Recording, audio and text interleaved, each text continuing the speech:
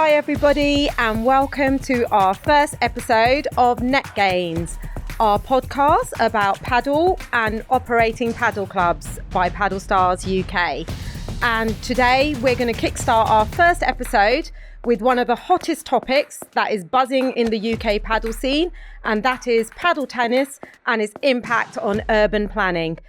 Any paddle operators that I sit down with will say that their biggest hurdle to building purpose-built paddle clubs is the UK planning process. So we thought for our first episode, it would be great to get our in-house town planner in, Mark Batchelor from 40 Planning.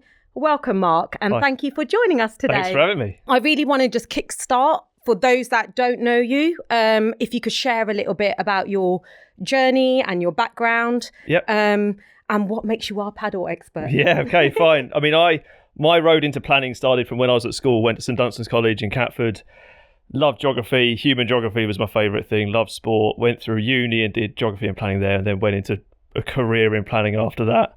Spent the best part of 20 years working in private sector consultancy in London, and then the itch I always wanted to scratch was to set up on my own, so that's what I did, and the company name 40Y comes from my school's postcode, which was SE640Y, because there was a nice little narrative for me going back to that. So that's where the company came from.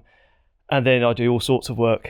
It's housing, it's commercial, industrial, and of course, lots of paddle tennis for the last few years or so. It's been great. It's been really good. And that's actually how I first met you. Yeah. It was planning to do with residential and commercial projects. Actually. Yeah, exactly that. Yeah. So are you a sporty person yourself? Like, is sport an important part of your life? Massive. Absolutely massive. Like every day I'm reading about something or other to do with sport, whatever sport that is. Played a lot as a kid, still try and play a bit now. I decided to take up rugby 20 years after having stopped playing rugby wasn't probably the best idea. It wasn't the best thing to do. But I do that. I coach rugby, watch a lot of football, take my two sons to football, go swimming and all sorts. So yeah, it's a massive thing. I've done running and marathons and stuff. So yeah, really big part of my life. And have you tried paddle yet? I have tried paddle. Yeah, absolutely. Yeah, it's good fun. It's amazing. Yeah, it is. It's great fun. Yeah. But actually rolling out paddle clubs at times isn't so fun.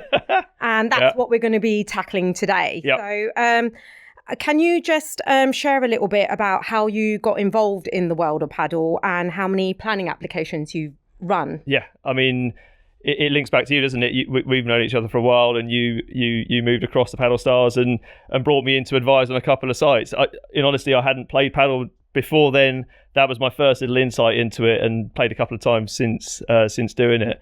And probably, I don't know, 10 or 15 live applications, I suppose, dealing with various sites across the southeast of various different sizes and formats and all the rest of it. So yeah, there's a lot going on. Yeah, we like to keep you busy. Thank you. Yeah.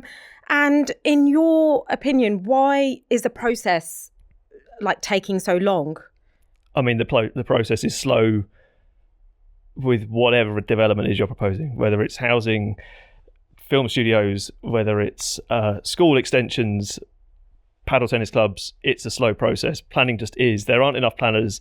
There's a lot of development that goes on, from householder discharger conditions at the smaller scale of things to massive urban regeneration projects at the higher end. It's such a slow process. It's so bureaucratic. And just, you know, when I started my career 20 years ago, you could make a planning application really easily. It was quick and easy to prepare some plans, get them submitted and have the council sign them off. And even the discharge conditions process after that was relatively easy and quick. Whereas these days, what you need to feed into a planning application, there's just so much in terms of technical reports, which we know from the paddle projects we're working on, the number of reports that feed into it just takes so long. There's so much red tape to go through. And then when the application goes in, councils have got so much work to do, and just planning teams are kind of on their knees. There aren't enough planners there. Planning teams used to be made up with quite a lot of sort of Australian and New Zealand planners who'd be here for a year and do a bit of work and would help support the public sector. That's all gone.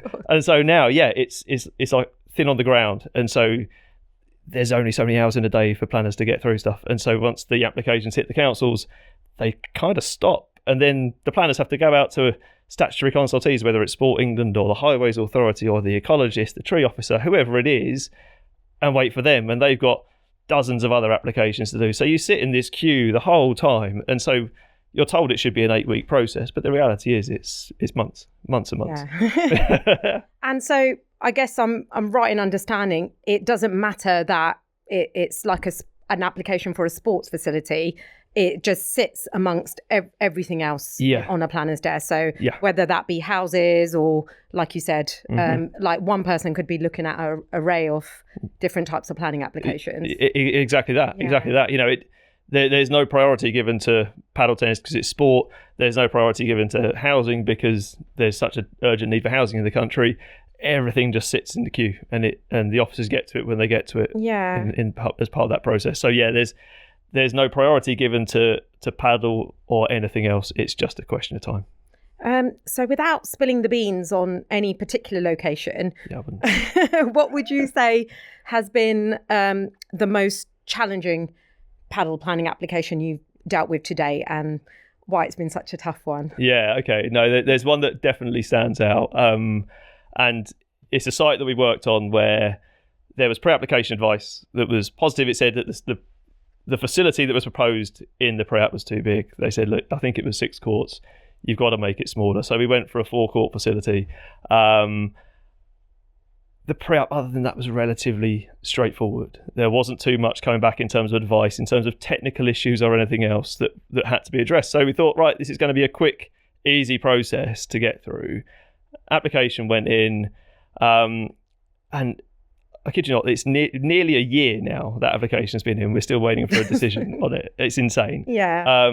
And through the process, there have been various technical issues raised that, to me, just are completely irrelevant. You know, the site's next to a motorway on a sports facility without any housing anywhere near it. We've been asked to do a noise impact assessment, and I've said, who's affected by this in terms of noise? And I've never been given an answer to that question. They just say, oh, we need it. We want that report, and we won't even consider approving it unless we've got that report. So that's, you know, a few £1,000s later, you've got a report. And of course it says there's no adverse noise impact.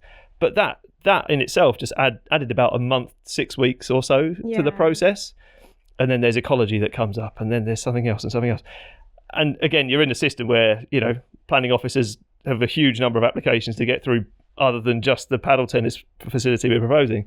And it's just, a year, and we're still not there yet. So do you feel it's like almost a checkbox exercise that they just want to tick against everything, whether it's relevant or not? Yeah, absolutely. I mean, and this is, again, the same across the board. There's often a lack of pragmatism, really, in planning. It's like, right, we've got to tick every box, like you say, rather than taking a kind of a common sense approach to an application, rather than saying, you know what, I can see that there isn't going to be an impact here, and I can, you know, as an officer, I can use my judgment to say there isn't going to be an impact here, so I'm not going to ask for that report. That just in that instance just didn't happen at all. And it's like, right, well, my validation checklist says I should have one. I haven't got one, so I'm going to ask for it, and I'm not going to progress until that report hits my inbox. And it's so frustrating as an operator as well, because all you do is just see your costs stack up. Yeah, absolutely. And, you know, sometimes there just seems no reason behind it. Yeah, 100%. Which is obviously very frustrating. So. Yeah, and it's funny because on the other side of it, you can dig into the corporate strategy that the council's published and the health and wellbeing strategy the council's published. It says, you know, there's elevated levels of obesity, there's insufficient access to sport, and the objectives the council has is to increase and improve access to sport, to diversify the sports offer in authority areas. And so on the one hand, you've got the council saying, yes, please, we'd love to have some sports facilities developed here, and this is exactly what we want. And on the other hand, you've got the planning officer saying, but I haven't got all the technical reports that I need, even though they don't really need them. And it's, you know, again, I'm not just digging the councils out, that's not it at all, but they often work in silos, and there's not sort of departments. Yeah, totally. Probably sat in an open plan office, but not talking to each other. And it's a shame, because if it was a bit more joined up, then perhaps it might go through a bit more effectively. Yeah.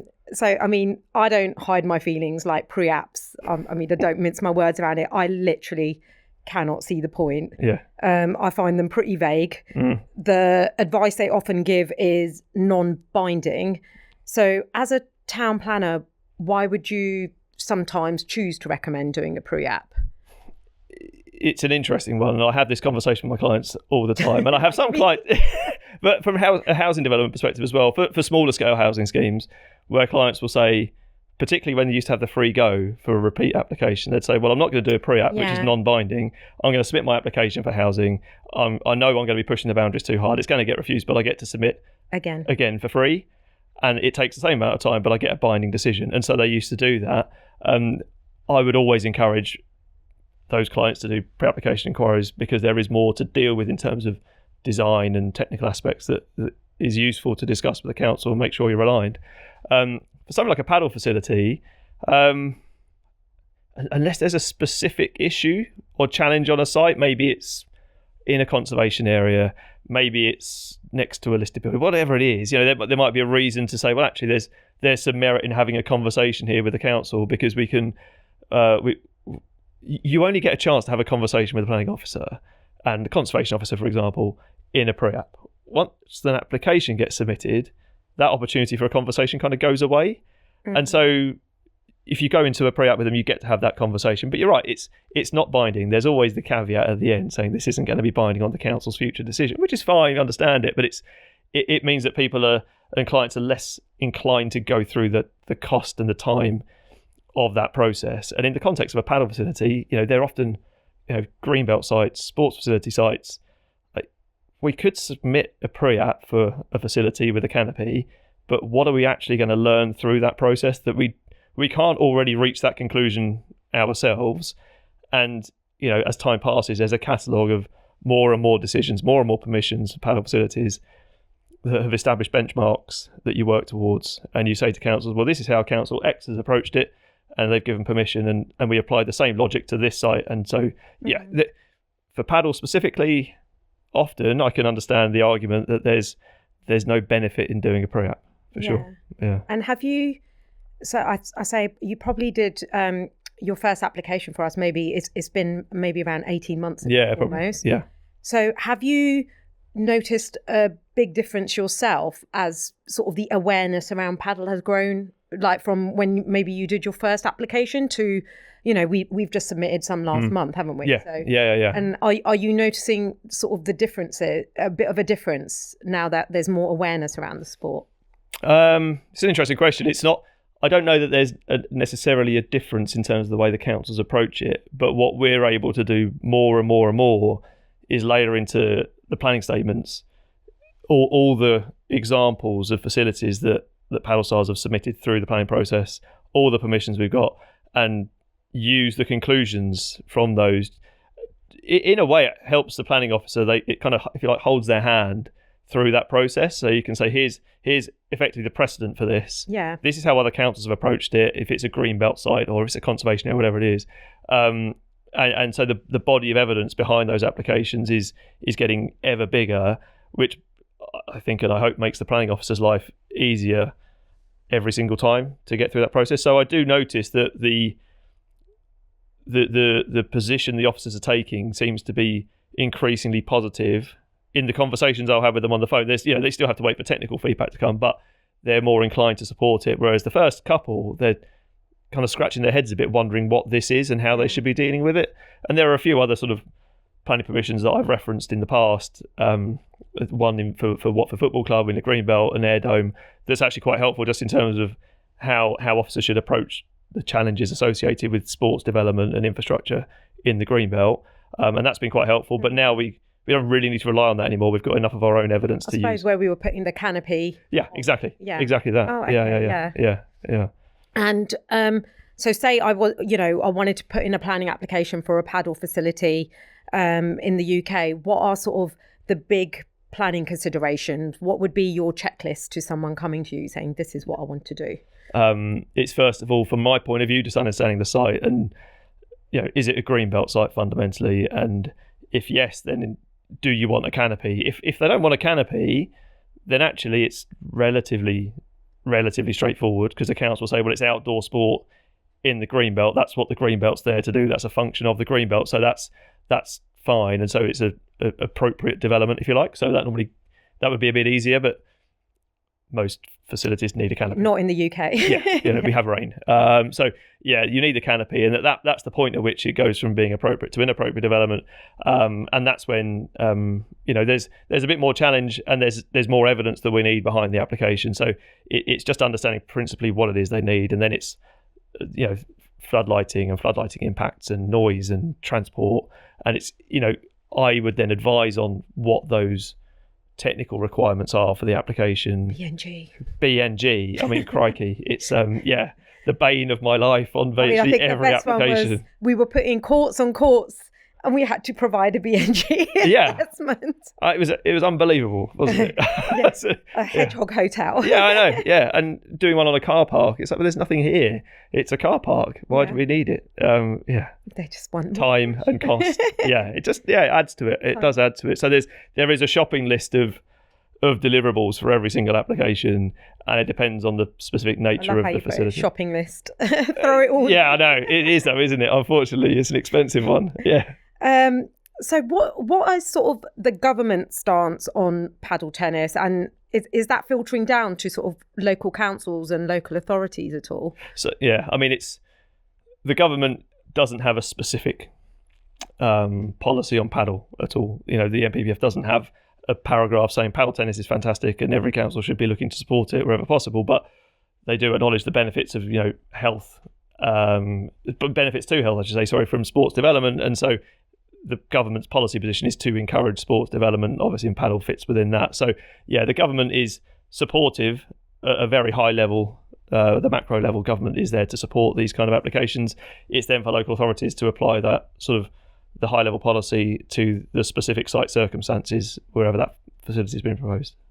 Yeah, I mean, that's quite, right now there's like this, obviously a housing policy has fallen in. You would think there's obviously quite a lot of money in paddle right now. It's a marketplace that is booming and there's plenty of work. Yeah, totally. You would think that there would be something sort of cited almost. Yeah, because it would be a boost to the economy, right? Yeah, no, quite right. I think where you do find it is through the agencies like Sport England, who would, assuming you're not losing other sports facilities by doing it, you're not losing a football pitch by putting a paddle tennis facility there. Sport England would normally be supportive of the application. That's the government agency who would advise on that sort of thing. So you would find Sport England being supportive of those applications, and obviously the LTA would be supportive of the applications. So so those bodies and agencies are very supportive. So it's starting to filter through. Yeah. And how do you juggle sort of this need for green spaces whilst also sort of keeping up with the demand for new sports facilities? It's a really interesting dynamic, and I come across it, I should say, quite a lot with work I do with schools as well and other sports clubs, where they don't need all of their playing fields to provide sport. It's always the biggest argument. It's always the big open spaces, green spaces, But often those spaces are private or semi-private spaces, and actually, if you can put a different type of sports facility there that is, accessible to the public, all of a sudden that, that privately owned space that people can look at and looks very nice but can't actually use it, suddenly it's accessible to the community and the community can come and use it. So those areas that have that kind of surplus land is there's the dynamic of the impact of the development in terms of loss of space but increased access to a facility. So there's a bit of a tug of war there.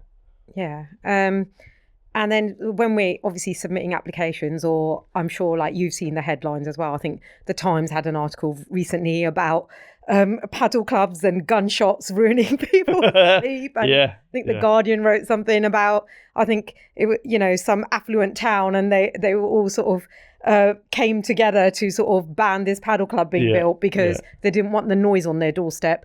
Be it that they would probably be the first people in the club should it be built. So there's obviously some strong opinions around like paddle clubs being built and common concerns in community. So what kind of magic can we work to keep everyone happy? Magic.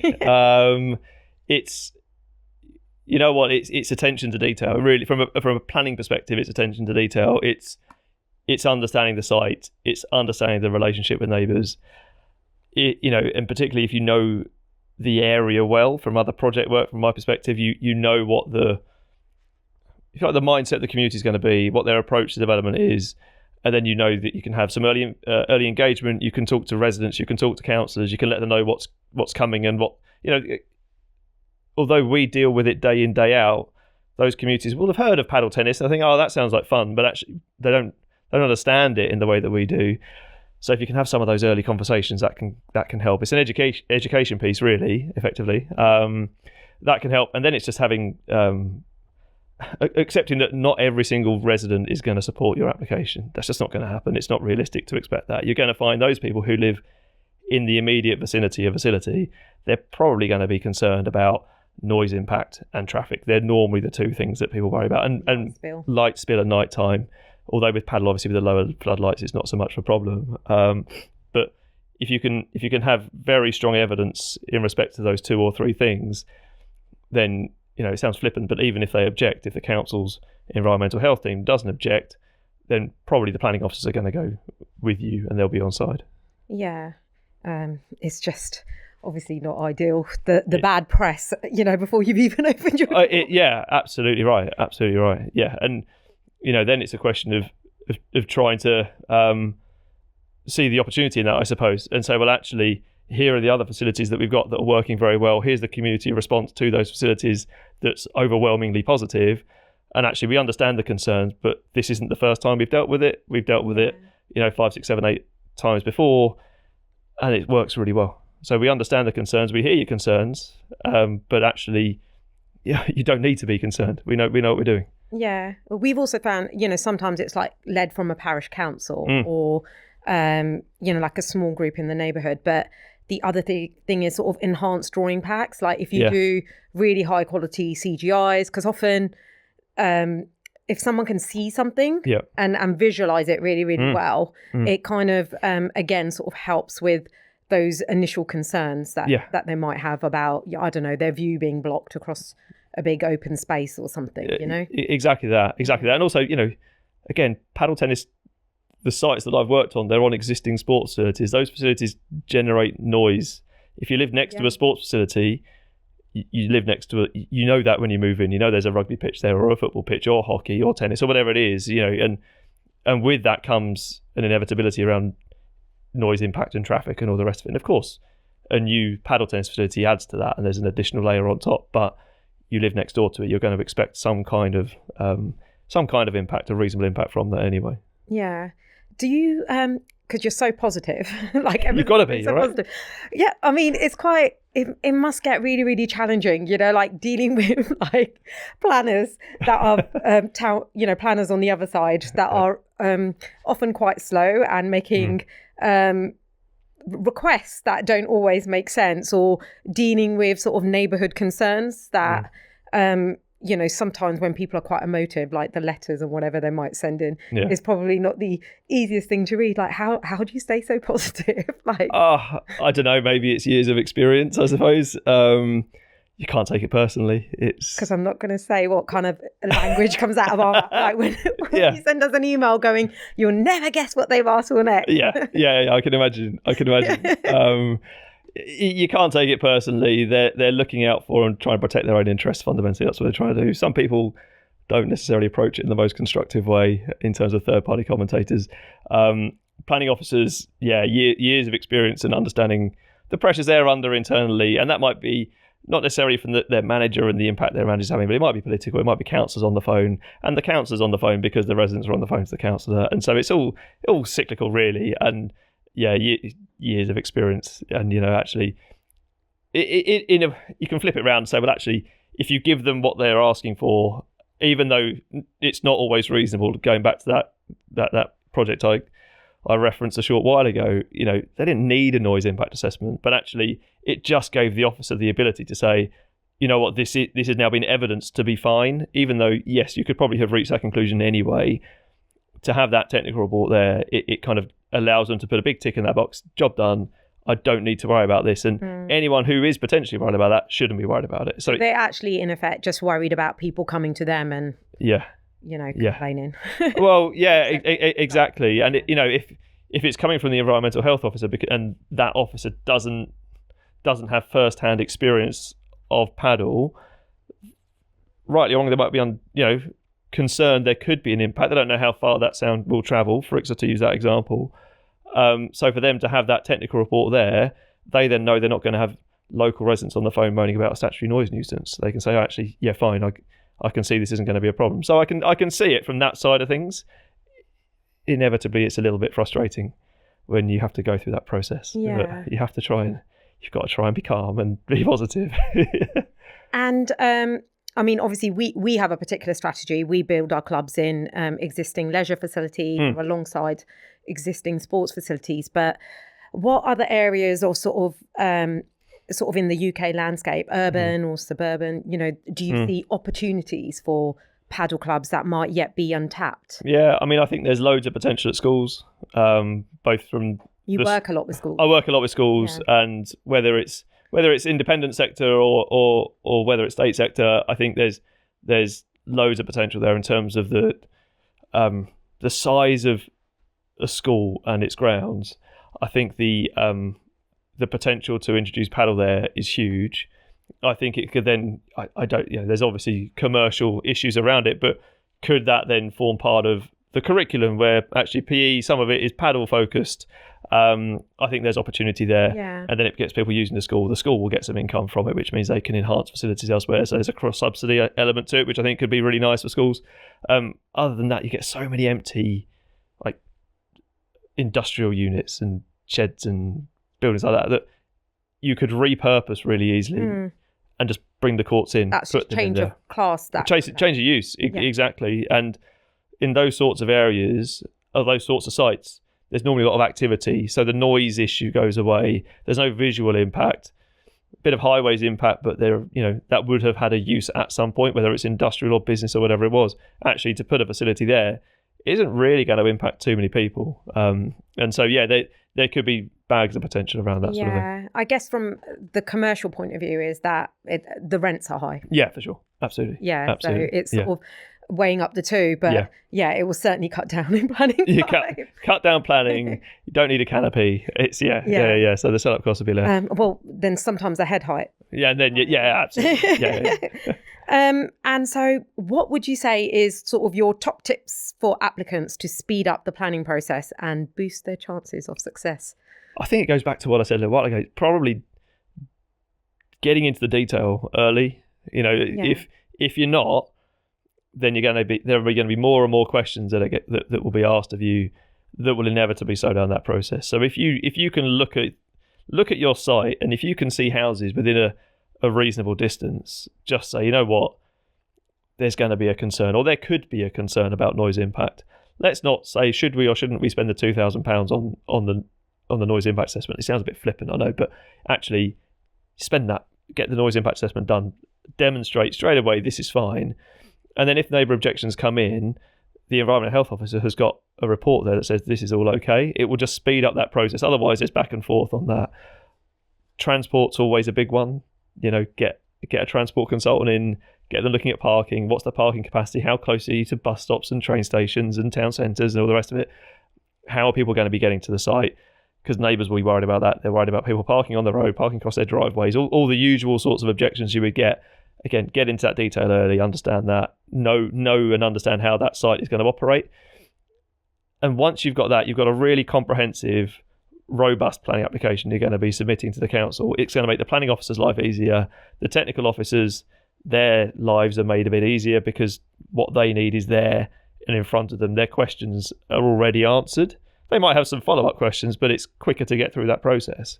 So get into the detail. And if you can, as part of the strategy, if you think it's necessary, early engagement with local residents or councillors at least, let them know this is coming. And then if there's a need to have that kind of informal conversation, that education piece, like do that. Let them understand what this is. Invite them to go and see another facility. Come and see our, whichever one it is. And so they get to experience it and understand it a bit better. That kind of thing will help the process. Yeah. And I'm not going to hold you to it.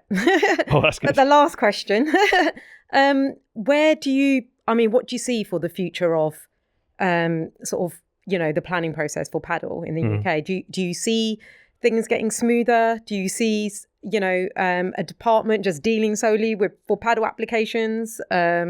where do you see it possibly going? I don't see a department dealing with paddle. I'm That'd be sorry. I'm lovely. sorry.